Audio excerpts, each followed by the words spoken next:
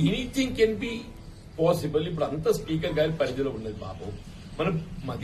మనము ముందస్తుగా నిర్ణయము చర్చించినట్టుంటది. స్పీకర్ గారు definitely is elderly person, voice person. వారు ఏ నిర్ణయం తీసుకున్నా చట్ట ప్రకారం తీసుకుంటారని చెప్పారు వాళ్ళు. అక్కడ కలకత్తా హైకోర్టు ఏం జరిగింది, స్పీకర్ గారి నిర్ణయం ఏదైతుందో చట్టబద్ధంగా జరగలేదు కాబట్టి మళ్ళీ దాన్ని ప్రశ్నిస్తే అప్పుడు కోర్టు ఇంటర్వ్యూనే. ఇక్కడ స్పీకర్ గారు అటువంటి అవకాశం ఇస్తారని నేను అనుకోని.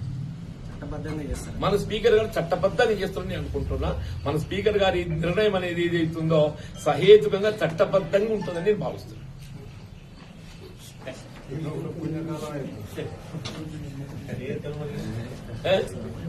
ఏమంటారన్నా స్పీకర్ గారి నిర్ణయం తర్వాత స్పీకర్ గారి నిర్ణయము చట్టబద్ధంగా ఉంటుందని చెప్పి భావించినప్పుడు మీరు ఆదేశిస్తే ఇఫ్స్ అండ్ పట్టింది కాబట్టి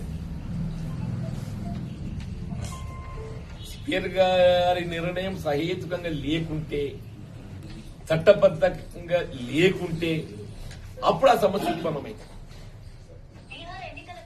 అలా మన స్పీకర్ గారు ఇదివరకు కూడా ఒకసారి ఈ గేమ్ అయిన ఇంటర్వ్యూ టు సమ్ మీడియా, నాకు చట్టం పట్ల గౌరవం ఉన్నది, నేను చట్టబద్ధంగా వ్యవహరిస్తా, ఫిరాయింపుల చట్టం అనేది ఏదైతుందో రాజ్యాంగబద్ధంగా అది అమలు చేస్తున్నటువంటి ఒక నిర్దేశం. అది